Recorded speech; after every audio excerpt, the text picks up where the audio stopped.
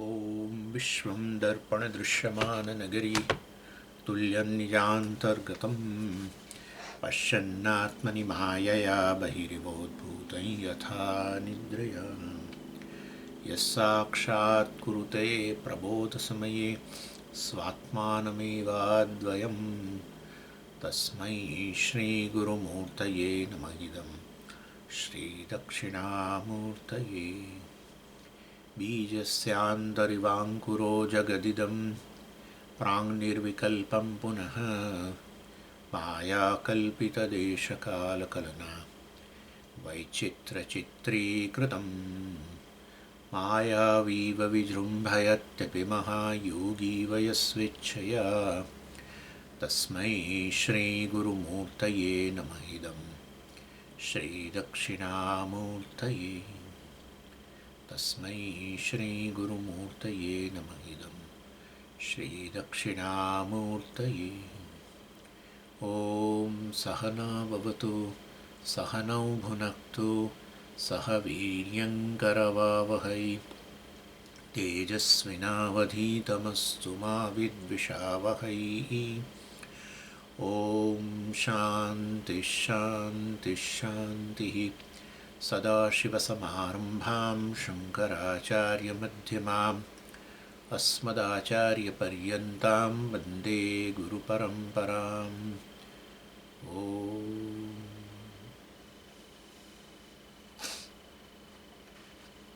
आठमो अनुवाद स यश्चायं पुरुषे यश्चासावादित्ये स एकः स य एवंवित् अस्मान् लोकात् प्रेत्य एतमन्नमयमात्मानमुपसङ्क्रामति एतं प्राणमयमात्मानमुपसङ्क्रामति एतं मनोमयमात्मानमुपसङ्क्रामति एतं विज्ञानमयमात्मानमुपसङ्क्रामति एतमानन्दमयमात्मानमुपसङ्क्रामति तदप्येष श्लोको भवति.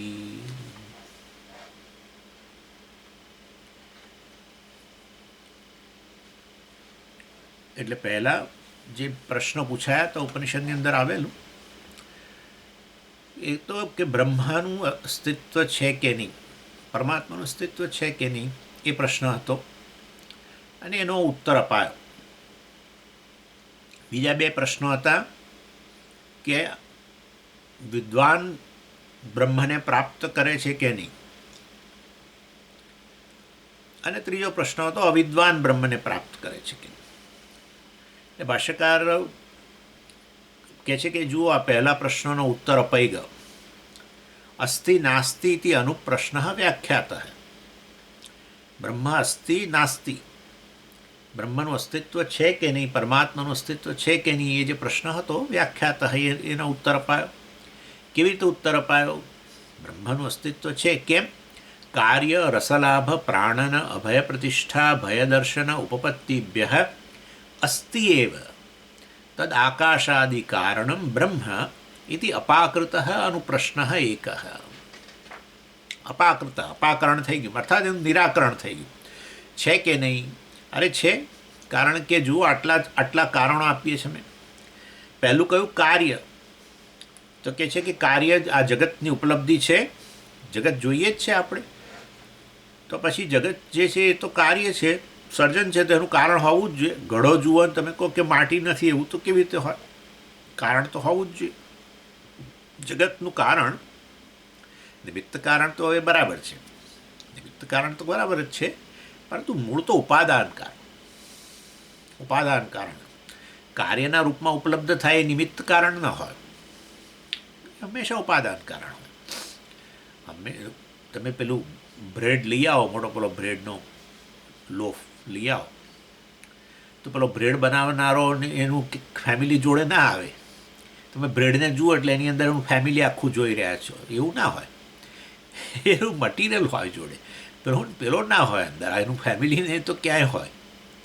એટલે નિમિત્ત કારણની બહુ ચિંતા નહીં, ઉપાદાન કારણ. જ્યાં જ્યાં કાર્ય હોય ત્યાં ઉપાદાન કારણ હોવું જોઈએ ને. બ્રહ્મ જગતનું ઉપાદાન કારણ પણ છે. તો ચેતન હોવા માત્રથી જ એ તો નિમિત્ત કારણ, માયા થકી પછી એને તમે કહો કે સર્વજ્ઞ સર્વશક્તિ વગેરે બનાવવાની ઈચ્છા આ તે બધું, એટલે એ રીતે નિમિત્ત કારણ, પરંતુ ઉપાદાન કારણ પણ ખરું. એટલે કારણમ બ્રહ્મ અસ્તિ પહેલું.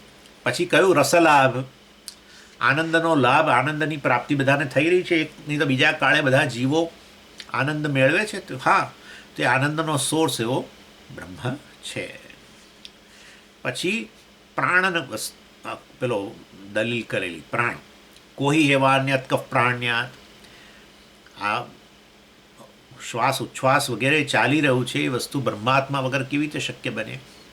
એ બ્રહ્મ જે આત્માના રૂપમાં ઉપલબ્ધ છે એના કારણે તો આ બધી ક્રિયાઓ ચાલી રહી છે, વિચાર ચાલી રહ્યો છે, સ્મૃતિ, બરાબર છે. પછી આ પ્રત્યક્ષ દર્શન વગેરે, શ્રવણ વગેરે બધું થઈ રહ્યું હતું, પછી આત્મા તો હોવો જ જોઈએ. એ આત્મા જ બ્રહ્મ છે, એ રીતે જ બતાવ્યું છે. તસ્માદ વાય તસ્માદ આત્મન આકાશ સંભૂત, એ બ્રહ્મ જે આત્મા છે એમાંથી આકાશ વગેરે આવ્યું એમ કરીને ઉપાદાન કારણ બ્રહ્મ કહો કે બ્રહ્માત્મા કહો એક જ છે.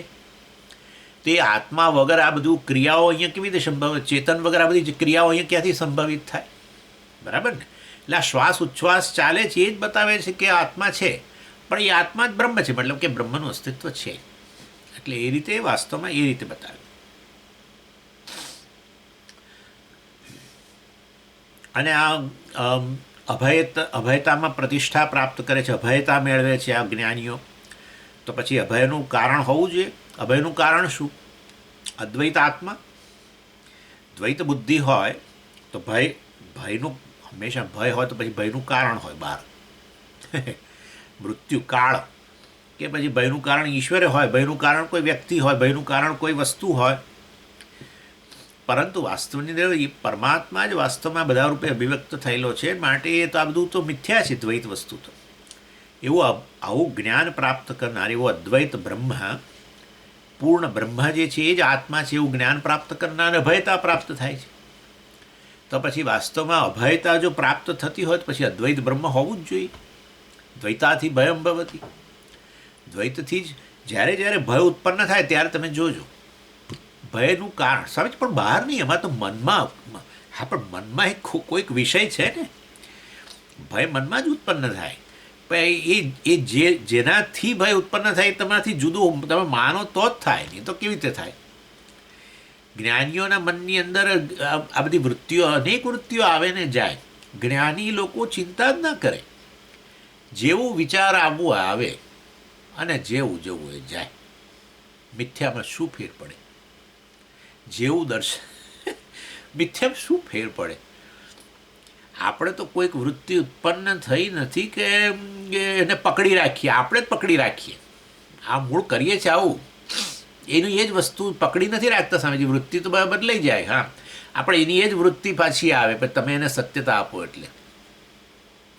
બાકી આવે ને જાય. આ તમે જ્યારે જોતા હો સમુદ્ર કિનારે ઊભા રહીને, બધા પેલા મોજા ઉત્પન્ન થતા હોય તો કેવા જુઓ છો સાક્ષી બની? જેવા ઘણા ઊંચા મોજા હોય, પેલા નીચા, પેલા નાના હોય, આ હોય, તે બધું અનેક વસ્તુ થાય ને બસ જુઓ છો. તો આવું હોય, જ્ઞાનીને માટે આવું હોય. કોઈ પણ વિચાર ઉત્પન્ન થાય કે વિચાર ધારા મનમાં જન્મે, એનાથી એને ન ડર હોય, ન હર્ષ હોય, ન ભય હોય, ન શોક હોય, ન તાણ હોય. જે આવું એ આવે, જેનો અનુભવ થાય એ મિથ્યા છે. બસ આટલું નક્કી થઈ ગયું છે. જેનો અનુભવ થાય એનો મિથ્યા છે, બસ. અને સૌથી નજીકમાં નજીક સાક્ષી તરીકે આ અંતઃકરણની વૃત્તિઓનો જ અનુભવ થાય.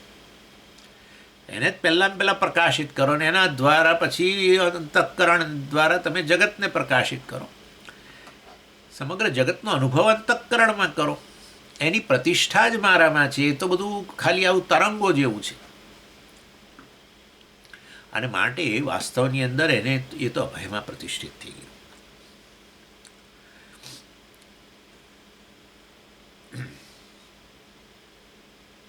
અને પછી પાછું પેલી રીતે કહ્યું કે ભયનું કારણ પણ હોવું જોઈએ, જેના ભયથી વાસ્તવ બધું ચાલી રહ્યું છે. એ આપણે જોઈ ગયા બધી વસ્તુઓ વાસ્તવની અંદર. અર્થાત સૂર્ય ચંદ્ર, અરે સૂર્યની બધી વસ્તુઓ, મૃત્યુર્ધાવતી પંચમા એક્સેટ્રા એક્સેટ્રા, આ બધું વ્યવસ્થિત ચાલી રહ્યું છે તો પછી એની પાછળનો એનો રૂલર હોવો જોઈએ. બિચારા 1 મિનિટનું પણ એ લોકો એ ન કરે. આપણે તો ક્યાંય મોડા પડી ના, પણ સૂર્યોદય તો જ્યારે થવાનો તે થઈ જાય. આ લોકો 15 દિવસ પહેલાં ને મહિના પહેલાં ને 100 વર્ષ પહેલાં કહી દે છે કે સૂર્ય આ દિવસે આટલા વાગે જ ઉગશે અને એ પ્રમાણે જ ઉગે. તો એનો અર્થ એવો થયો કે આ બધાની પાછળ કોઈ દંડો લઈને ઊભેલો. એટલે એ તો ખાલી બતાવવા માટે. એટલે ઈશ્વરની મેન્ડેટ છે બધી. કશું એ તો કશું કરતો જ નથી. એ ખાલી એટલે તો બધું બતાવે છે. હાલ એક પેલા પહાડ પર જઈ પેલા હિમાલયમાં જઈને બેઠા છે અને આખો દિવસ આંખો બંધ કરીને બેસી રહે છે. આ બીજા પેલા સમુદ્રની અંદર બેસી રહે છે, સૂઈ રહે છે આખો દિવસ આમ કરીને. કશું કરતું જ નથી કોઈ. આપણા બધા ભગવાનો કોઈ કશું કરતું જ નથી. ખાલી આમ બધું આમ હાથમાં રાખે ખરા આમ. એટલે પછી બધા ડરતા રહે. હથિયારો હોય બધાના હાથમાં હથિયાર. એમાં દેવીના હાથમાં તો પુષ્કળ હથિયાર, એકલા હથિયારો જ હોય. પણ દેવતાઓના હાથમાં હથિયારો ચતુર્ભુજ, એટલે ગદા લઈને ઊભા છે એક તો, અને ચક્ર. ગદા અને ચક્ર આ 2 હથિયાર છે. એટલે પછી ભયનો સોર્સ. પાછું અભય પાછું, એટલે માટે 4 હાથ.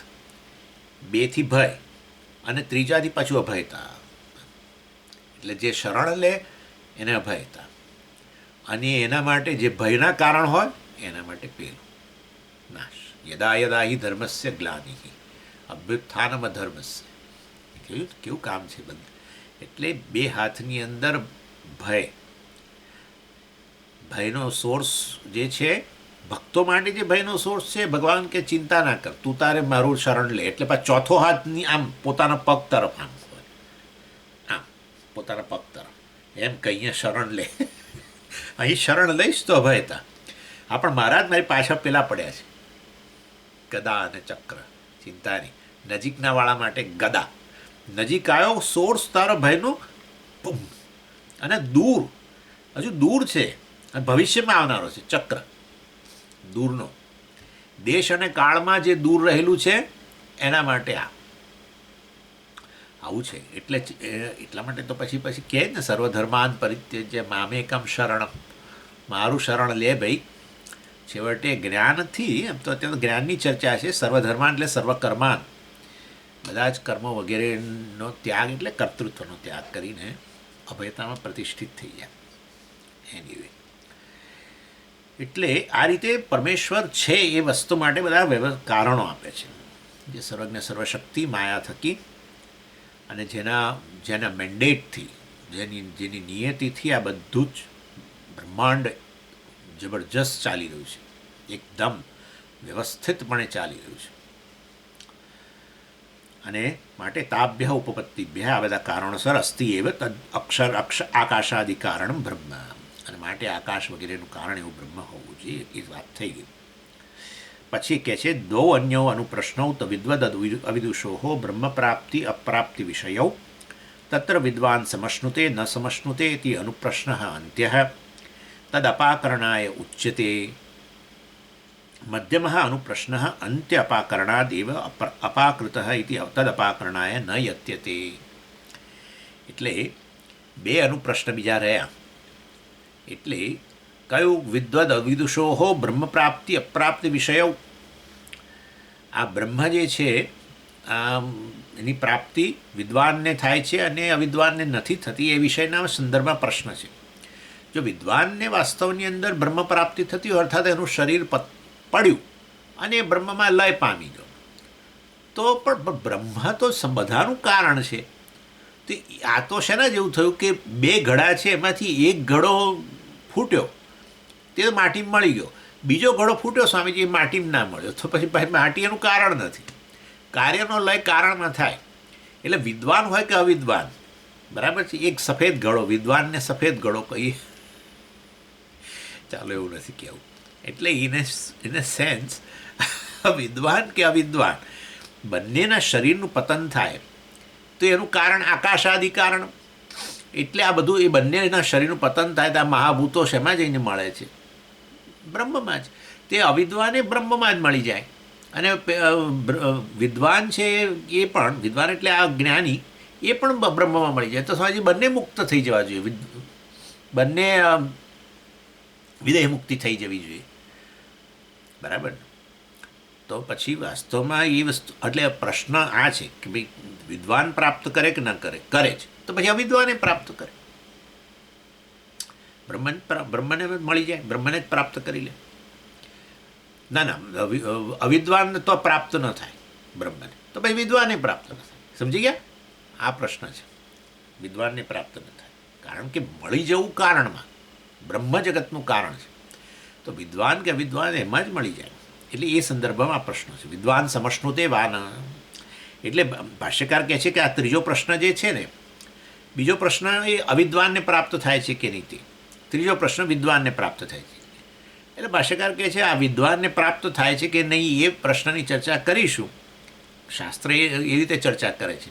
એટલે પેલું તમે બીજો પ્રશ્નનો પછી જવાબ આપવાનો ઉત્તર નહીં રહ્યો, અવિદ્વાનને પ્રાપ્ત થાય છે કે નહીં, બસ એ વસ્તુ કહે છે. એટલે છેલ્લા પ્રશ્નનો, ત્રીજા પ્રશ્નનો, પહેલો પ્રશ્ન અસ્થિ નાસ્તિ પતી ગયો, બીજો પ્રશ્ન અવિદ્વાનને પ્રાપ્ત થાય છે કે નહીં એ, ત્રીજો પ્રશ્ન જે છે એ વિદ્વાનને પ્રાપ્ત થાય છે. એટલે ત્રીજો પ્રશ્નનું સમાધાન પહેલાં આપે છે, ઉત્તર પહેલાં આપે છે. એટલે એમ કે એના દ્વારા પેલો બીજા પ્રશ્ન જે છે, મધ્યમ પ્રશ્ન જે છે એનું સમાધાન મળી જ જવાનું છે. એટલે કહે છે કે જુઓ, ભાષ્યકાર બતાવે છે કે આ વિદ્વાનને પ્રાપ્ત થઈ જાય એના માટે શાસ્ત્ર કેવી રીતે કહે છે, સય એવં વિત તસ્માન લોકાત પ્રેત્ય વગેરે. તો કહે છે સય એવં વિત, એવં વિત, એવં વેત્તિ, એ જે આ રીતે જાણે છે બ્રહ્મને તે બ્રહ્મમાં મળી જાય છે એમ. એટલે શાસ્ત્ર જ ઉત્તર આપે છે કે તમે કહ્યું તું આ વિદ્વાન સમશ્નુતે વાનવા, વિદ્વાનને પ્રાપ્ત થાય કે નહીં બ્રહ્મ, તો શાસ્ત્ર કહે છે કે એને જરૂર પ્રાપ્ત થાય કારણ કે એ એવમવિદ છે. એટલે કે બ્રહ્મને એવમ આ રીતે જાણે છે. કઈ રીતે જાણે છે તમે જાણો છો, તો એ વસ્તુ ભાષ્યકાર સમજાવે છે. સય યહ કશ્ચિત એવમ યથોક્તમ બ્રહ્મ ઉત્સૃજ્ય ઉત્કર્ષ અપકર્ષમ અદ્વૈતમ સત્યમ જ્ઞાનમ અનંતમ અસ્મિ ઇતિ એવમ વેત્તિ ઇતિ એવમ વિત. એવમ શબ્દસ્ય પ્રકૃત પરામર્શ અર્થત્વાત. યહ કશ્ચિત, જે પણ, કોઈ પણ વ્યક્તિ, એવમ આ રીતે, યથોક્તમ બ્રહ્મ જે આગળ કહેવામાં આવ્યું બ્રહ્મ વિશે, સત્યમ જ્ઞાનમ અનંતમ બ્રહ્મ વગેરે વગેરે, ત્યાંથી શરૂઆત થઈ બ્રહ્માનંદ વલ્લી. યથોક્તમ બ્રહ્મ જે આ રીતે એનું એને આ રીતે બતાવવામાં આવ્યું છે, વેત્તિ જાણે છે. પણ કેવી રીતે જાણે છે? ભાષ્યકાર પોતે જ સમજાવે છે. ઉત્સૃજ્ય ઉત્કર્ષ અપકર્ષમ. એટલે આ બ્રહ્મ જે સારભૂત છે, જગતનો સાર છે, જગતનો દોરો છે, આ આખું આ બ્રહ્માંડ જે છે એ તો એક મોટું પેલું એ છે, પેઇન્ટ, અથવા તમે એને કહો કે શું આપણું પેલો કેનવાસ છે, એ વધારે સારું. કેનવાસ છે આ તો મોટું, અને એના ઉપર બધા નામરૂપ રૂપી ચિત્રો રહેલા છે. એ વાસ્તવની અંદર, અથવા તો તમે પેલું આપણા ત્યાં પેલું કપડું ગૂંથતા હોય છે ને, પેલા બહેનો આ શિયાળો આવે ને એ પહેલાં ઊનના સ્વેટરો ગૂંથે, આખું સ્વેટર. હવે તમે એની અંદર જુઓ તો એ કશું નથી કરતા, મોટો પિલ્લો લઈને બેસે અને પિલ્લાને લઈને અને પેલું 2 સોયા રાખે, અને પછી એ 2 સોયાથી ખાલી પેલો ઊન એની અંદર ઊન દોરો એની અંદર આમ પસાર થતો, એ આમ કર્યા જ કરતા હોય, આમ. તો એમાંથી આખું સ્વેટર બની જાય. હવે દાખલા તરીકે મારા જેવો હોય, એ ચંચળ મનનો હોય ને, એ સ્વેટરનો એક છેડો જો સહેજ ક્યાંક ખુલ્લો હોય તો એને ધીમે ધીમે એટલો કાપી નાખવો જોઈએ, એટલો જેટલો બહાર, એને બદલે એ ખેંચે. કેટલાક લોકો આવું કરતા હોય છે, ખેંચે તો ખેંચે જાય, અને હવે એ પિલ્લું વીંટવા માંડ્યો, અને આખું સ્વેટર પાછું એ પિલ્લાના રૂપમાં આવી જાય. સમજી ગયા તમે? આવું થાય એટલે કહેવાય છે મોટું સ્વેટર નામરૂપ. છે માત્ર દોરો. દોરો જ આ પેલું શું છે ને કે તાણાવાણા નાણાવાણા નહીં, તાણાવાણા. તાણાવાણા, દોરાના તાણાવાણા એટલે સ્વેટર. આ જગત આવું છે, સ્વેટર જેવું. તાણાવાણા કોણ? પણ કયો દોરો? સચ્ચિદ આનંદ. સત્યમ જ્ઞાનમ અનંતમ. અનંતમ રવા દો, સત્યમ જ્ઞાનમ એનો જ તાણાવાણા છે. જ્યાં પણ શરૂઆત કરો આકાશથી, આકાશ છે, ભાસે છે, આવી ગયું સચ્ચિત, શરૂ થયું. આગળ ના વધશો, અમને બહુ ખબર છે બધી, આ નહીં વધુ બસ. એટલે છેવટે એ સચ્ચિત કેવું થઈ ગયું? અનંત થઈ ગયું. કારણ કે આકાશમાં સચ્ચિત વ્યાપીને રહેલું છે, એ જ દોરો છે. આકાશ નામરૂપનો દોરો એ જ સમય સચ્ચિત. પછી આગળ બ્રહ્માંડના બીજા બધા પદાર્થ બધું સચ્ચિત સચ્ચિત. તો સચ્ચિત કેવું થઈ ગયું? અનંત થઈ ગયું. હા, એ સચ્ચિત આનંદ જે છે એને સત્યમ જ્ઞાનમ અનંતમ કહ્યું. અહમ અસ્મિ ભાષ્યકાર કહે છે. જુઓ, એટલે ઉત્સૃજ્ય ઉત્કર્ષ અપકર્ષમ. આ ઉત્કર્ષ અપકર્ષ જવા દો કે ઉત્કર્ષ અને અપકર્ષ શું? ઓહો, હું તો જીવ છું, હું તો જીવ. અને ઈશ્વર ઉત્કર્ષ. ઓ ઈશ્વર આમ કરીએ આપણે. અરે ભાઈ, એક જ સચ્ચિત, વ્યષ્ટિ સમષ્ટિ એક જ સચ્ચિત. અહીંયા તમે આની સાથે તાદાત્મ્ય, આ જે છે આ ઉપાધિ સાથે તાદાત્મ્ય કરીને દોરાને જુઓ આ નામરૂપ સહિત, તો નાનું નામરૂપ દોરો જ છે, ખાલી બીજું કશું નથી. પણ આ ઉપાધિ સાથે સહિતનો જુઓ તમે. દોરાને ખાલી વાસ્તવમાં એક જ નામરૂપ રૂપે જુઓ તો મર્યાદિત. એ જ દોરાને મોટો કંઈક વસ્તુ સાથેના નામરૂપ રૂપે જુઓ તો સમષ્ટિ ઈશ્વર. એટલે કે છે ઉત્સૃજ્ય જવા દો, એ ઉત્કર્ષ અપકર્ષ. કારણ કે વાસ્તવમાં એ નામરૂપ મિથ્યા છે, દોરો જ સત્ય છે. દોરાથી બહાર, દોરાથી સ્વતંત્ર, દોરાથી અન્ય સ્વેટર નથી મળતું. દોરાથી અન્ય સ્વેટર દેખાય જ નહીં. દોરો કાઢી લીધો, પેલા આવીને પૂછે કે સ્વામીજી તમને સ્વેટર આપ્યું હતું, પેલું સરસ મેં ગૂંથ્યું હતું, મેં તમને સ્વેટર આપ્યું હતું, ક્યાં ગયું? હવે સ્વામી તો કોઈ દિવસ કહે નહીં. આમ બધાને સલાહ આપે તમારે દંભ ન કરવો ને આમ ને. પણ આ સલાહ કે પોતાનું પરાક્રમ છે, ખેંચ્યું અને પીલું વીંટ્યું. એટલે એ તો જે વ્યક્તિએ મહેનત કરીને બનાવીને આપ્યું હોય એટલે એ તો પૂછે જ ને, ક્યાં સમજ ક્યાં ગયું? પેલું સ્વેટર નથી પહેરતા, ઠંડી છે ને બહુ આટલી? ના, અહીંયા હશે આટલામાં. ક્યાં હોય? એ તો પિલ્લો છે.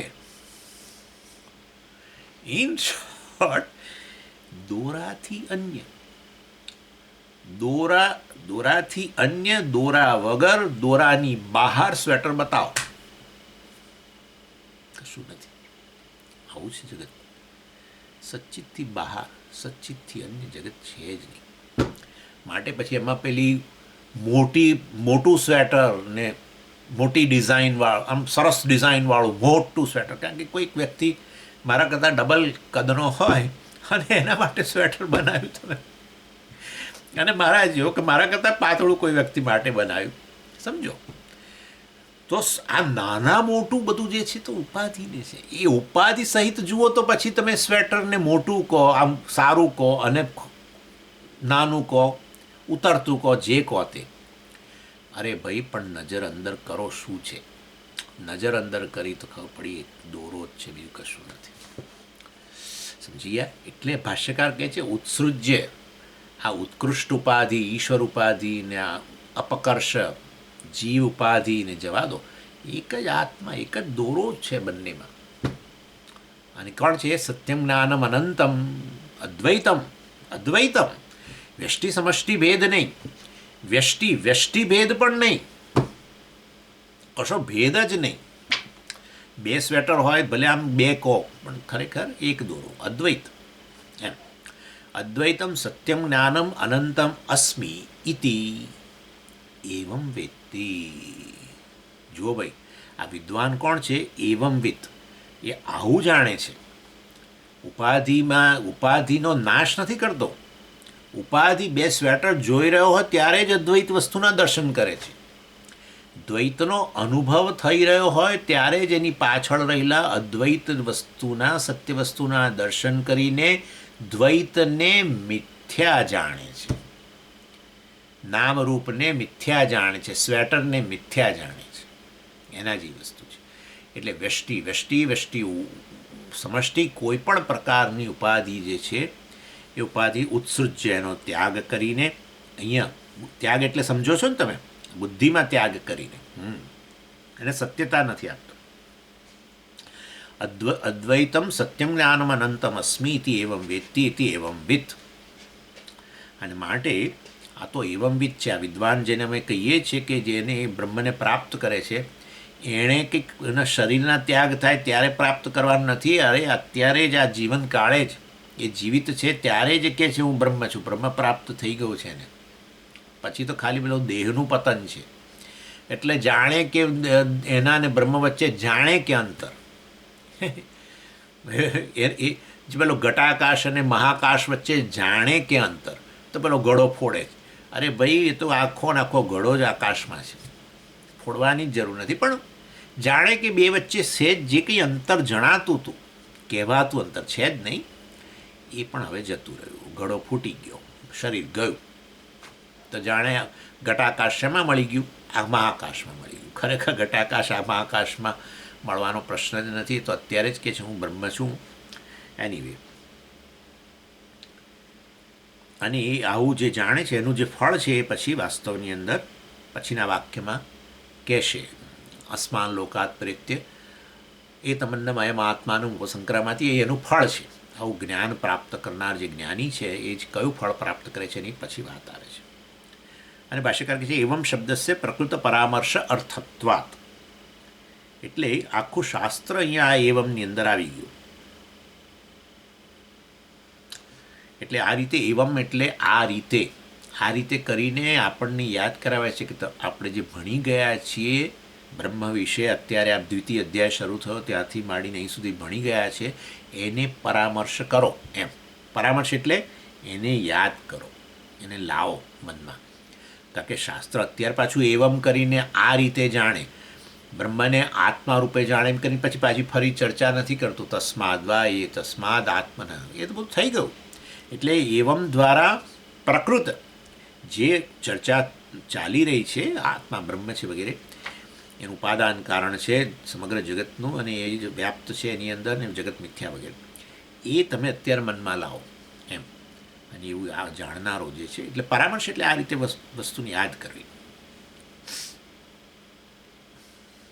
એનો અર્થ એવો થયો એવંબિત એટલે જેનામાં હવે એવું પ્રકારનું જ્ઞાન નથી કે સર્વકારણ જે છે, સર્વાત્મા જે છે, સર્વનો સાર છે, સર્વનો દોરો છે, સર્વનો આત્મા જે છે, સર્વનું સત્ય જે છે, સારભૂત વસ્તુ જે છે એ કેવળ અને કેવળ બ્રહ્મ છે, અને એ બ્રહ્મ હું છું.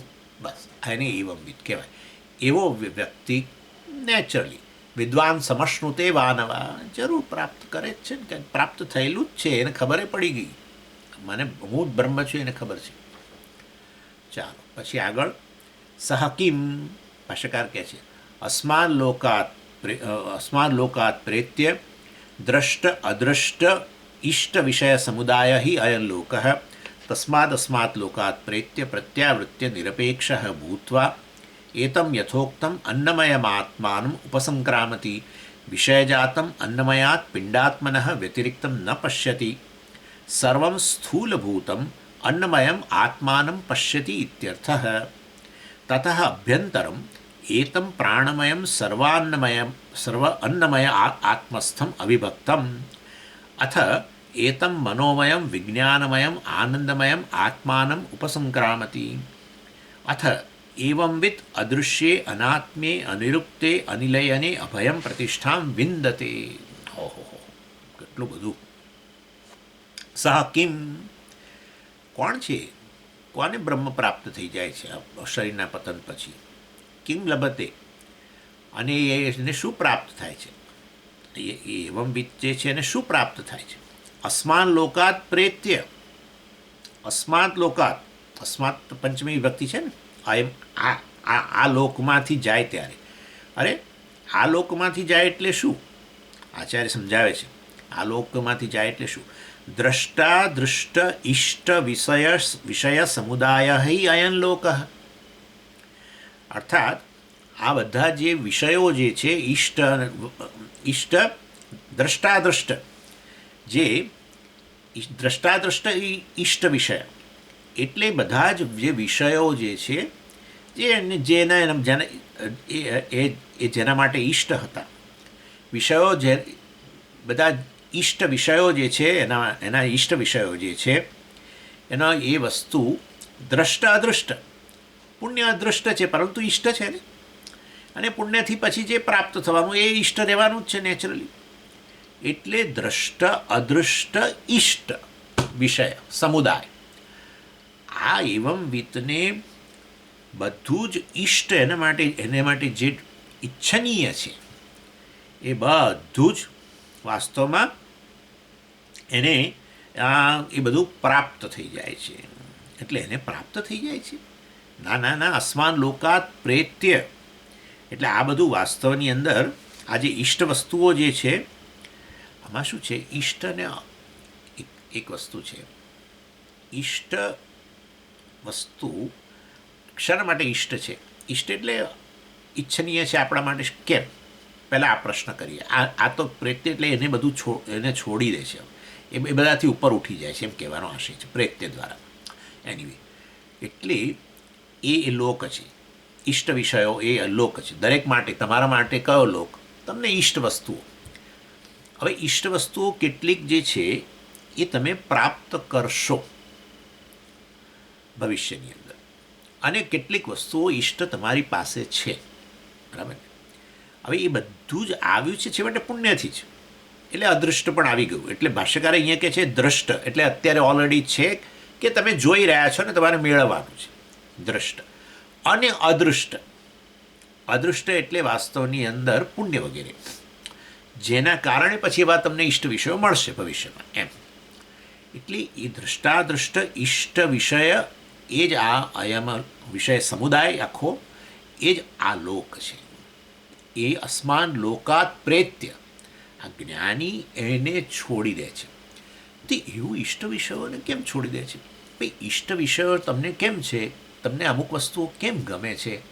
કેમ એની ઈચ્છા રાખો છો? કારણ કે એ વિષયો મારી સલામતીના અને સુખના સાધનો છે. સલામતી સુખ આપનારા સોળ સ્વરૂપ છે એવું મને લાગે છે. માટે એવા વિષયો મેળવવા માટે ભવિષ્યમાં હું સારા કર્મ કરું કે જેથી પુણ્ય દ્વારા એ મળે, અથવા તો મને અત્યારે જ નજરમાં છે અને હું મેળવવા પ્રયત્ન કરું છું, અથવા તો મેં ઓલરેડી મેળવેલા છે કેટલુંક ધન વગેરે બધું. આનું નામ લોક. આ જ્ઞાની એનો ત્યાગ કરી દે છે, પ્રેત્ય, એમાંથી ઉપર ઉઠી જાય છે. એ હવે તમે સમજી શકો છો કે આ જે છે ઇષ્ટ, અને દરેકનું ઇષ્ટ પાછું અલગ હોય એટલું ખરું, દરેકના ઇષ્ટ વિષયો અલગ જ હોય. એટલે કોઈકને માટે વાસ્તવની અંદર ધન ઇષ્ટ હોય, કોઈકને માટે કંઈક બીજી વસ્તુ ઇષ્ટ હોય, એમાં એને સુખ દેખાતું હોય, એમાં એને સલામતી દેખાતી હોય. ઘણીવાર શું હોય કે ધન પુષ્કળ હોય પરંતુ છતાંય અસલામતી લાગતી હોય, તો પછી એ વ્યક્તિ તરફ કોઈ નજર કરે કે એ મારા માટે સલામતીનું, એટલે એની નજર ધન તરફ ન હોય, એની નજર આ વસ્તુ તરફ, વ્યક્તિ તરફ હોય, કે કોઈ બીજી વસ્તુ તરફ હોઈ શકે. ધન હોય તો એ ધનથી ખરીદીને કે એ વસ્તુ ખરીદીને સલામતી મેળવવા માંગે એમ. એટલે દરેકને માટે ઇષ્ટ વસ્તુઓ અલગ અલગ છે. આ જ્ઞાની તો કોઈ પણ પ્રકારનું ઇષ્ટ જેને માટે પણ હોય એ બધાથી વાસ્તવમાં એ ઉપર ઉઠી ગયેલો છે. અને અહીંયા આચાર્ય કહે છે કે વાસ્તવમાં ઇષ્ટ વસ્તુ તો કોઈ ધમધડો જ નથી, ઈચ્છનીય વસ્તુમાં કોઈ ધમધડો જ નથી. એકને માટે આપણે માટે તો વાસ્તવમાં ભારતમાં ચીઝ ખવાય છે, જોકે ચીઝ ખાય છે લોકો પેલા પર લગાડીને, શું પેલું પિઝા વગેરે પર, અને બીજામાં નાખતા મને ખબર નથી. પરંતુ આપણે ત્યાં જે ચીઝ ખવાય છે એ એક પ્રકારનું હોય છે, એ આપણને ઈષ્ટ હોય એમ એક પ્રકારનું. અહીંયા અમેરિકાની અંદર ચીઝ ખાય છે લોકો, બહુ ખાય ચીઝ, અને એમાં પાછું એક વિશેષ પ્રકારનું ચીઝ કે જેની ગંધ પણ આપણે સહન ન કરી શકીએ, એને બ્લુ ચીઝ કહે છે. એટલે એવું ચીઝ કે જેના ઉપર પેલી ફૂગ આવે ને બહુ, પછી પેલી ભૂરું થઈ જાય થોડું, એવું ભૂરું ચીઝ પ્રેમથી લઈ આવે, ઈષ્ટ હોય એના માટે, એ પ્રેમથી લાવીને ખાય, કે જે ઘરમાં આવે તો તમને ત્રાસ થાય, કોઈ લઈને બેઠું હોય તો પણ ત્રાસ થાય આપણને, કારણ કે એની સ્મેલ હોય, ફૂગ લાગે ને પછી. ચાલો એનીવે, એટલે આ તો ઉદાહરણ આપું છું તમને, પણ એટલું તો નક્કી જ છે કે એકને માટે ઈષ્ટ બીજા માટે અનિષ્ટ હોય છે, એકને માટે જે અનિષ્ટ બીજા માટે ઈષ્ટ, એકને માટે જે, એટલે આ રીતે વાસ્તવની અંદર એનો ઢંગધડો નથી હોતો. પરંતુ મૂળ આપણું કોઈ પણ વસ્તુ ઈષ્ટ બને એની પાછળનું કારણ, એમાં આપણને સલામતી ને સુખ દેખાય. તે જ્ઞાની માટે શું કહે છે આ એવંવિત માટે? અસ્માદ લોકાત પ્રેત્ય, એ આવા ઈષ્ટ વિષયો જે છે જેને આલોક કહી શકો, એવા ઈષ્ટ વિષયો પ્રત્યે એ ગુજરી ગયો, પ્રેત્ય એ ગયો, એના માટે ઈષ્ટ રહ્યું નહીં. અર્થાત એ આ બાહ્ય જગત જે છે, ઈષ્ટ વિષય બાહ્ય જગત જ છે, આ બાહ્ય વિષયો જે છે એ વિષયો સાથેના તાદાત્મ્યમાંથી મુક્ત થઈ ગયો, અહંકાર મમકારમાંથી જ મુક્ત થઈ ગયો. એટલે વાસ્તવની અંદર, એટલે કહ્યું પ્રેત્યનો સાચો અર્થ તો છે કે ગુજરી જઈને, પ્રકર્ષેણ ઇત્ય, એમ પ્રકર્ષેણ ગત્વા, સારી રીતે જતા રહેવું. સારી રીતે જતા રહેવું એટલે શું? ગયા એ ગયા, પાછા ના આવે એમ, એ જ કહીએ ને. હા, આમ તો આપણે જ્યાં જઈએ ને ત્યાંથી પાછા આવી જઈએ છીએ, જ્યાં જાઓ ત્યાંથી પાછા, તમે ગમે છેવટે પાછા આવો છો ને. ફરવા જાય લોકો બધે ક્યાંના ક્યાં ફરવા જતા હોય છે દુનિયાની અંદર, તો પાછા આવી જાય. પણ એકવાર આ શરીરમાંથી બહાર ગયા, બસ પછી પાછા નહીં આવવાના, એ ના બને. એનીવે, ઊંઘમાંથી પાછા આવી જઈએ છીએ એટલું થાય. ઊંઘે ત્યારે તાદાત્મ્ય છૂટે જ ખરું શરીરમાંથી, જાણે કે બીજા શરીરમાં દાખલ થઈએ છીએ, પેલા સ્વપ્ન શરીરમાં જઈએ છીએ, ત્યાંથી પછી સ્વપ્ન જગતનો અનુભવ કરીએ છીએ, પણ પાછા આવી જઈએ છીએ, કારણ કે હજુ અહીંયા બંધાયેલા છે કર્મથી વગેરે, એટલે પ્રાણ વગેરે અહીંયા રહેલા છે. એટલે પ્રેત્યનો અર્થ સમજો, સારી રીતે જતા રહો. અર્થાત હવે આ જ્ઞાની જે છે ને, આ શરીર એ પણ જગતનો ભાગ, શરીર મન બુદ્ધિ અને એનાથી સંબંધિત આ બાહ્ય જગત, જેના કારણે એ વાસ્તવમાં એને ઈષ્ટ લાગતું હતું. ઈષ્ટ લાગવાનું કારણ આટલું જ હતું કે મને અસલામતી લાગતી હતી, અપૂર્ણતા લાગતી હતી. એ એટલા માટે લાગતી હતી કારણ કે આ હું છું એવું હતું મનની અંદર, અને આ હું કહું પછી આ તો બધું પરપોટા જેવું જ છે. આ તો પરપોટો જ છે, ખરેખરો પરપોટો છે. સ્વામીજી હમણાં જ હું મળ્યો, કલાક પહેલાં જ મળ્યો. આવું ભાઈ હવે તો શું થાય? એટલે પેલો ફુગ્ગો હોય પરપોટાના, તમે આમ જોતા હોય ફૂટ કે ફુગ્ગો ફૂટ, એવું છે આ જગત. પરપોટા છે, આચાર્ય તો પરપોટો જ કહે છે.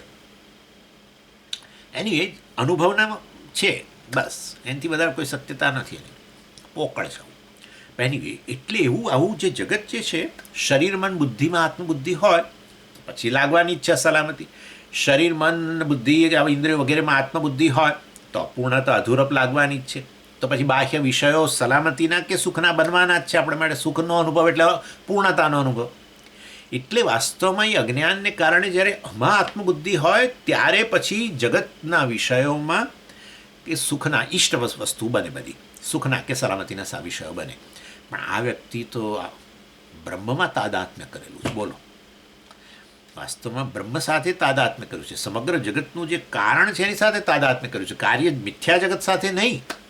અને માટે અને મિથ્યા સમજ્યો હોવાને કારણે એ વાસ્તવમાં એ આ બાહ્ય જગત જે છે, શરીર મન બુદ્ધિ સહિતનું આ જે જગત જે છે એમાંથી પોતાની જાતને એણે હડસેલી લીધી છે. હા, તાદાત્મ્યમાંથી મુક્ત બન્યું છે, તાદાત્મ્ય અધ્યાસમાંથી મુક્ત બન્યું છે. કેવી રીતે કરવું? નિરપેક્ષ જો ભાષ્યકાર કહે છે, અસ્માદ લોકાત પ્રેત્ય પ્રત્યાવૃત્ય નિરપેક્ષ ભૂત્વા. પ્રેત્ય એટલે પ્રત્યાવૃત્ય, પ્રત્યાવૃત્ય એટલે નિરપેક્ષ ભૂત્વા. એટલે એમાંથી આ જે છે પ્રત્યાવૃત્તિ એટલે એણે પોતાની જાતને આમ બહાર કાઢી લીધી, જાણે પુલિંગ આઉટ. પ્રત્યાવૃત્તિ કેવી રીતે કરવું? નિરપેક્ષ એટલે નિર્ગતા અપેક્ષા યસ્ય ભૂત્વા, એટલે કોઈ પ્રકારની પરતંત્રતા નહીં, કોઈ પ્રકારની નહીં, એવું નહીં બોલવાનું સ્વામીજી, બિલકુલ. સલામતી અને સુખ માટે પરતંત્રતા ના રહી, પણ મૂળ આપણે જગત પ્રત્યે પરતંત્રતા એના માટે જ છે. જગતની પરતંત્રતા જે આપણને પરતંત્રતા લાગે છે ને એ આ જ લાગે છે, કારણ કે સુખ માટે સ્વામીજી બહાર જગત પર આધાર રાખવો જ પડે ને. હા, એ એક પરતંત્રતા. સલામતી માટે સ્વામીજી બહાર આધાર રાખવો જ પડે ને, પરતંત્રતા. એ બંને પ્રકારની પરતંત્રતામાંથી આ મુક્ત બની ગયેલો છે. નિરપેક્ષ, અપેક્ષા વગરનો થઈ ગયો. એટલે બાહ્ય આ રીતે અપેક્ષા એટલે પરતંત્રતા વગરનો થયો. એટલે ઈષ્ટ વિષયોની જે જરૂરિયાત જે છે એમાંથી આપણે આપણી જાતને મુક્ત કરવાની છે. અને ત્યારે જ મુક્ત થઈ શકીએ જ્યારે જાણીએ કે આ હું જે કહું છું એ હુંને આની સાથે તાદાત્મ્ય કરવાની જરૂર નથી. એ હું એ જે છે ને એ તો ચેતન છે, જે વાસ્તવમાં ખરેખર સ્વપ્રકાશ ચેતન છે અને જગતનું અસ્તિત્વ સિદ્ધ કરનારો છે, કારણ કે બધું અસ્તિત્વ અહીંયા સિદ્ધ થાય છે. આકાશ છે, કોને એ અસ્તિત્વ, આકાશનું અસ્તિત્વ કોને સિદ્ધ થાય છે? અહમને સિદ્ધ થાય છે. સમય છે, અસ્તિત્વ કોને સિદ્ધ થાય છે? અહમ. તો અહમનું અહમ અસ્તિત્વમાં છે કે નહીં? છે ને સ્વામીજી. કેવી રીતે, કોના દ્વારા સિદ્ધ કર્યો અહમને? બીજો અહમ લાયા? ના ના ના, અહમનું અસ્તિત્વ સતત સિદ્ધ છે. તો એનો અર્થ એવો થયો કે સ્વયં પ્રકાશ છે. સ્વયં પ્રકાશ વસ્તુ જ પોતાનું અસ્તિત્વ સિદ્ધ કરે, બરાબર ને? જેમ એક ઉદાહરણ પૂરતું તમને કહું, જગતમાં કોઈ વસ્તુનું અસ્તિત્વ સિદ્ધ કરવા માટે વાસ્તવમાં પ્રકાશ જોઈએ, અંધારામાં નથી સિદ્ધ થતો. પણ સૂર્યનું અસ્તિત્વ સિદ્ધ કરવા માટે તમારે કોઈ પ્રકાશ નથી લાવવો પડતો. સમજી ગયા? આવું છે. સૂર્યનું અસ્તિત્વ સતત સિદ્ધ કહેવાય, કારણ કે પ્રકાશ સ્વરૂપ છે, સ્વયં પ્રકાશ છે. એ રીતે, એટલે ઉદાહરણમાં પછી તો સૂર્ય તત્ર સૂર્યભાતિ એટલે પાછું અહીંયા જ આવે. આ તો આ વાત છે, તો આપણે એક ઉદાહરણ પૂરતી વાત છે. એટલે એ રીતે જે સ્વયં પ્રકાશ હોય એ સતત સિદ્ધ હોય, જે સ્વયં પ્રકાશ ન હોય એનું અસ્તિત્વ સ્વયં પ્રકાશે સિદ્ધ કરવું પડે. અને આત્મા આવો છે, સ્વયં પ્રકાશ સતત સિદ્ધ, જે જગતનું અસ્તિત્વ સિદ્ધ કરે છે. માટે વાસ્તવની અંદર જગત તો મિથ્યા થઈ ગયું. એટલે જગત, સમગ્ર જગત જે છે વાસ્તવમાં શું છે? એ ખરેખર બ્રહ્મ જ છે, બ્રહ્મથી એને કશું છે જ નહીં. એટલે હું અનંત છું એ વસ્તુને જાણીને જ વાસ્તવમાં ખરેખર આ સલામતી અને સુખના વિષયો પરની પરતંત્રતામાંથી મુક્ત થઈ ગયું. એવં બી તસ્માન લોકાત પ્રેત્ય એતમ યથોક્તમ અન્નમયમ આત્માનમ ઉપસંક્રામતી અન્નમયાત પિંડાત્મન સાક્ષાત વ્યતિરિક્તમ ન પશ્યતિ. અર્થાત એ આ અન્નમય આત્મા એટલે કે આ શરીર, અન્નમય આત્મા કેમ કહ્યો? અન્નમય આત્મા, શરીરને અન્નમય આત્મા કેમ કહો છો? એ જ છે. તસ્માદ વા એ તસ્માદ લોક આત્મના આકાશ સંભૂત, આકાશાદ વાયુ, વાયો અગ્નિ, અગ્નિ આપ, અદ્ભ્ય પૃથ્વી, પૃથ્વ્યામ ઔષધય, ઔષધિભ્ય અન્નાત પુરુષ. એ આત્મામાંથી જ બધું આવ્યું ને છેવટે જ શરીર. તે આત્મા જે છે એ જ આ શરીર રૂપે રહેલો છે, અન્નમય રૂપે. અન્નમય આત્મા શરીર. એટલા માટે શરીરને આપણે શું કહેતા હોઈએ છીએ? પિંડ કહીએ છીએ. આ જગતને શું કહીએ છીએ? અંડ કહીએ છીએ. બ્રહ્માંડ બોલીએ છીએ. જગતને અંડ કહીએ, શરીરને પિંડ કહીએ. પિંડ અસ્મિન અંડે વર્તતે. આ પિંડ શેમાં રહે છે? અંડમાં જ રહેલો છે. એટલે વ્યષ્ટિ પિંડ, સમષ્ટિ અંડ. ઉપસંક્રામતી એટલે વાસ્તવમાં જુઓ, ભાષ્યકાર કહે છે નિરપેક્ષ ભૂત્વા યતમ યથોક્તમ અન્નમયમ આત્માનમ ઉપસંક્રામતી. યથોક્તમ, આ શરીર જે અન્નમય આત્મા જ છે એ વાસ્તવમાં યથોક્તમ, પહેલાં તમે કહી દીધું છે. ઉપસંક્રામતી વિષયજાતમ અન્નમયાત પિંડાત્મન વ્યતિરિક્તમ ન પશ્યતિ. એટલે વાસ્તવની અંદર ઉપસંક્રામતી એટલે અભેદેન આપનોતી, પશ્યતિ. જ્ઞાનથી વાસ્તવમાં આ અન્નમય, આ સમગ્ર સ્થૂળ પ્રપંચ, અંડ અને આ પિંડ, પિંડ અંડમાં જ રહેલું છે. આ સમગ્ર સ્થૂળ પ્રપંચ જે છે વાસ્તવમાં અન્નમય પ્રપંચ કહીએ એને. એ વાસ્તવમાં એ પ્રાપ્ત કરે છે, જ્ઞાનથી જ પ્રાપ્ત કરી લે છે. એટલે શું ખરેખર પ્રાપ્ત કરવાનું છે નહીં કે એને એમાં પહોંચવાનું પણ નથી. આ સમગ્ર જગતને, આ સમગ્ર સ્થૂળ જગતને મતલબ એ જે રહેલું છે એને વાસ્તવની અંદર તટસ્થપણે પોતાની જ અભિવ્યક્તિ રૂપે જુએ છે, મિથ્યા રૂપે જુએ છે. ઈષ્ટ વિષયો રૂપે હવે નથી જોતું. આ બધું જે કંઈ જગત જે છે એ મારામાં જ રહેલું છે, મારી જ આ બધી અભિવ્યક્તિ છે, મિથ્યા અભિવ્યક્તિ છે. એ રીતે વાસ્તવમાં સમગ્ર જગતને જુએ છે, શરીરથી માંડીને બધું, સ્થૂળ શરીરથી માંડી બધું. પછી પ્રાણમય આવશે જ, એટલે પછી પ્રાણની વાત કરશે. એટલે આ સ્થૂળ શરીરને, આ સ્થૂળ પ્રપંચ બધું જ જે છે વાસ્તવની અંદર એ છેવટે શનાથી અભિન્ન છે? આત્માથી અભિન્ન જ છે. એ રીતે વાસ્તવમાં જુએ છે. અને એમાં ભેદ કઈ રીતે? અંડ અને પિંડ, જીવ અને ઈશ્વર, જે રીતે કહો એ રીતે. એટલે ઉપાધિ સહિતનો આત્મા કહો તો પછી જીવ ઈશ્વર, કેવળ ખાલી ઉપાધિની જ વાત કરો તો પછી અંડ અને પિંડ, સ્થૂળ શરીર અને આ વિરાટ, મતલબ કે આ સ્થૂળ પ્રપંચ. સ્થૂળ પ્રપંચ અભિમાની ચૈતન્ય તો પછી વિરાટ પુરુષ ઈશ્વર. અને આ સ્થૂળ શરીર અભિમાની ચૈતન્ય રીતે કહો, સ્થૂળ શરીર દ્વારા અભિવ્યક્ત બનેલો ચૈતન્ય, તો પછી તમે જીવ કહો. એટલે જીવ અને ઈશ્વરની રીતે કહો અથવા સ્થૂળ પ્રપંચ કહો, ગમે તે કહો, જીવ હોય કે ઈશ્વર હોય, સત્ય વાસ્તવમાં દોરો હું છું. કોણ? સચ્ચિદાનંદ સત્ય જ્ઞાનમ અનંતમ બ્રહ્મ, એ દોરો છે સ્વામીને. બસ તો પછી એ જ હું છું. પણ આ બધું હું છું. તસ્માદ વાય તસ્માદ આત્મન આકાશ સંભૂત આકાશાત વાયુ વાયો અગ્નિ. મહાભૂતો જ એમાંથી આવ્યા, સ્થૂળ મહાભૂતો એમાંથી જ આવ્યા. બ્રહ્માત્મા જ છે, તો પછી જેમાંથી આ માટીમાંથી જ બધું બનતું હોય તો પછી જે કંઈ છે એ બધા માટી જ છે. એ રીતે આ વિરાટ પુરુષ અથવા સ્થૂળ પ્રપંચ કે આ શરીર, અંડ અને પિંડ બધું મારામાં જ રહેલું છે, મારાથી અભિન્ન છે, હું જ એનું કારણ છું. આવું જાણીને વાસ્તવમાં હવે એના માટે કશું ઈષ્ટ રહ્યું જ નહીં. જો આમાં અભિમાન હોય તો પછી વાસ્તવમાં બાહ્ય જગત જુદું બને અને એમાં કંઈક ઈષ્ટ અને કોઈ અનિષ્ટ અને બધું બને, પણ હવે રહ્યું જ નહીં. એટલે એ રીતે કહે છે અસ્માન લોકાત પ્રેત્ય. વાસ્તવમાં આમાંથી એ ઉપસંક્રામતી, અન્નમયમ આત્માનમ ઉપસંક્રામતી. આ અન્નમય આત્મા જે છે, અર્થાત આ સ્થૂળ પ્રપંચ જે છે એ સ્થૂળ પ્રપંચને પોતાનાથી અભિન્ન જાણે છે. એટલે પ્રેત્યનો અર્થ અહીંયા હવે મૃત્યુ પછી નહીં કરવાનો, અહીંયા જ અત્યારે જ વાસ્તવમાં આ રીતે એ હકીકત જ છે. કેટલાક જાણે છે આ વસ્તુ, કેટલાક નથી જાણતા, આટલું છે.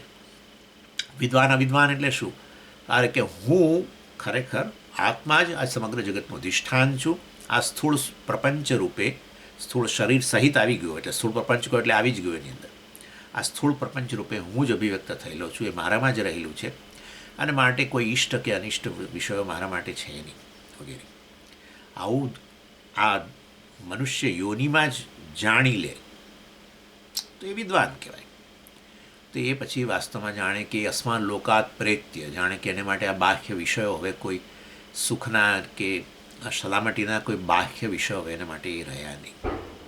હવે જગત ઈશ્વરના રૂપમાં જુએ છે કે આત્માના રૂપમાં જુએ છે. અને આમ તો આ પ્રકરણ આખું આપણે જે કર્યું તેમાં બ્રહ્મા જ ને પેલું સ્વરૂપ રૂપે બતાવીને ત્યાંથી શરૂઆત કરેલી, તસ્માદ વા એ તસ્માદ. એટલે દરેક વસ્તુ છેવટે ચૈતન્ય છે એમ કહી શકો. આત્મા છે, બ્રહ્મ છે અથવા તો ચૈતન્ય છે. અને ચૈતન્યનો વાસ્તવમાં કોઈ સોર્સ નથી પાછો, બરાબર ને? ચૈતન્ય જે કંઈ છે એ ચૈતન્ય છે, એટલું એ રીતે આપણે એ વસ્તુને આત્મા છે કે બ્રહ્મ છે મતલબ ચૈતન્ય છે. કારણ કે અસ્થિ બીજું કંઈ છે નહીં, સત બીજું છે નહીં, છે એકથી વધારે છે નહીં, અને ચૈતન્ય એકથી વધારે છે નહીં. અર્થાત સત અને ચિત્ત એકથી વધારે છે નહીં. સતત ચિત્ત છે, ચિત્ત જ સત છે, પરંતુ સત પણ એકથી વધારે નથી. પણ સમજીએ છે તો બધામાં લાગુ પડે છે. તો છે તો બધા બહુ છે થઈ ગયા. આકાશ છે, વાયુ છે, અગ્નિ છે, જળ છે. અરે એ બધામાં છે પણ હું છું વાસ્તવમાં. અને બધા ભાસે છે કારણ કે હું જ વ્યાપીને રહેલો છું, ચૈતન્ય વ્યાપીને રહેલો છું. માટે છે અને ચૈતન્ય સત અને ચિત્ત વાસ્તવમાં એકથી વધારે નથી અને માટે એ અનંત છે. અને અનંતની બહાર પછી કોઈ વસ્તુની તમે કલ્પના કરો તો પછી વાસ્તવમાં અનંતની બહાર કોઈક વસ્તુ રહેલી છે એવો જો વિચાર આવે તો અનંત શબ્દને સમજવાનો પ્રયત્ન કરજો, પેલામાં આગળ ના વધશો. અનંત શબ્દ હજુ બરાબર સમજ્યા નથી. અનંતની બહાર કંઈક વસ્તુને તમારા મનમાં આવતું હોય તો અનંત શબ્દ સમજવાનો ફરી પ્રયત્ન કરજો, એમ કે છે. એટલે કોઈ દિવસ અનંત વત્તા કશું હોઈ શકે નહીં. અનંત વત્તા કોઈ વસ્તુનું અસ્તિત્વ ન હોઈ શકે. અને અનંત શબ્દ સમજ પણ અનંતમાં અનેક તો હોય ને, અનંતમાં અનેક વસ્તુ તો હોય ને, અનેક પણ ન હોય, અનેકોનો સમૂહ બનીને પણ અનંત ન થાય. એનીવે, એટલે આ રીતે એ વાસ્તવની અંદર કેટલાક લોકો બિચારા કંટાળીને જઈ રહ્યા છે, પરંતુ એટલે બધું ભેગું થઈ અને અનંત ના બને. હા, કદી ના બને. ભેગું થઈને પણ જે બને એ વાસ્તવમાં અંતવાળું જ હોય. આ તો આકાશ સહિત સર્વ વસ્તુઓ જે છે એની સર્વમાં રહેલું છેપણું અને સર્વનું ભાસવાપણું વાસ્તવમાં ચૈતન્યની સિદ્ધિ કરે છે. એ છે ને ચૈતન્ય જે છે એ ચૈતન્ય જ છે. ચૈતન્ય જ છે, બાકી કશું નથી. વાસ્તવિક છેપણું કોનું છે? ચૈતન્યનું છે, એમ મારું કહેવાનું છે. ચૈતન્યનું જ છેપણું ભાસી રહ્યું છે બધે. એમ આપણને એમ કે આકાશ ભાસે છે, પેલું ભાસે છે, પેલું છે, પેલું છે. ના ના ના, એ બધી જ વસ્તુઓ ચૈતન્ય જ છે. ચૈતન્યની બહાર કશું છે. એટલે એ રીતે આવું હું ચૈતન્ય છું એ જાણે, હું આત્મા ચૈતન્ય છું, સત્યમ જ્ઞાનવંતમ બ્રહ્મ અહમ અસ્મિ, એ જે જાણે એને માટે હવે બાહ્ય જગત જે છે એ હવે એમાં કોઈ આવું ઇષ્ટ અનિષ્ટ જેવું કશું રહ્યું નહીં. કોઈ સલામતીનો વિષય ને કોઈ, કારણ કે બધું હું જ છું. એટલે પછી આ બાજુ મારે આનંદનો વિષય પ્રાપ્ત કરવાનો છે, એમાં પરતંત્રતા એવું હોય જ નહીં ને. જે કંઈ કહેવાતા સલામતીના વિષયો છે એ હું જ છું ઓલરેડી. પછી હવે એ વિષયો પ્રાપ્ત કરીને હું સલામત બનું, આવું હોય જ નહીં. એટલે એ રીતે વાસ્તવ કહે છે અસ્માદ લોકાત પ્રેત્ય અન્નમયમ આત્માનમ. આ સ્થૂળ પ્રપંચરૂપી જે આત્મા જે છે એને ઉપસંક્રામતી, એમાંથી એ ઉપર ઉઠી જાય છે. અર્થાત એ વસ્તુ જે છે એ સર્વ કંઈ આત્મા છે એવું જાણી લઈને આ નામરૂપને મિથ્યા છે એ રીતે જાણે છે. અને પછી એ બ્રહ્માત્મા જે છે એમાંથી સૂક્ષ્મ અને સ્થૂળ બધી વસ્તુ આવેલી એનાથી જ અભિન્ન હતું. અને માટે બધા સૂક્ષ્મ મહાભૂતો પણ એ રીતે વાસ્તવમાં એ બ્રહ્માત્મા જ છે. આ સ્થૂળ પ્રપંચ તો થઈ ગયું. પછી પહેલાં આપણે ઔષધીયની વાત કરી, મતલબ કે બધું વનસ્પતિ જગત જે બધું જે જન્મે છે એ પણ બ્રહ્માત્મા છે. આખી એ ચેન જ બતાવી હતી. અને એ જ પછી એમાંથી જ અન્ન ને બધું જે આપણે કહ્યું હતું ને એ અન્ન જ પછી વાસ્તવમાં શરીરના રૂપમાં, ને એ અન્ન જ વાસ્તવની અંદર આ જગતના રૂપમાં એ રીતે પછી કહેવામાં આવેલું. ચાલો, એ ચર્ચા હવે આવતી વખતે કરીશું. ઓમ પૂર્ણમદ પૂર્ણમિદમ પૂર્ણાત પૂર્ણમુદચ્યતે પૂર્ણસ્ય પૂર્ણમાદાય પૂર્ણમેવાવશિષ્યતે. ઓમ શાંતિ શાંતિ શાંતિ. હરિ ઓમ શ્રી ગુરુભ્યો નમઃ. હરિ ઓમ.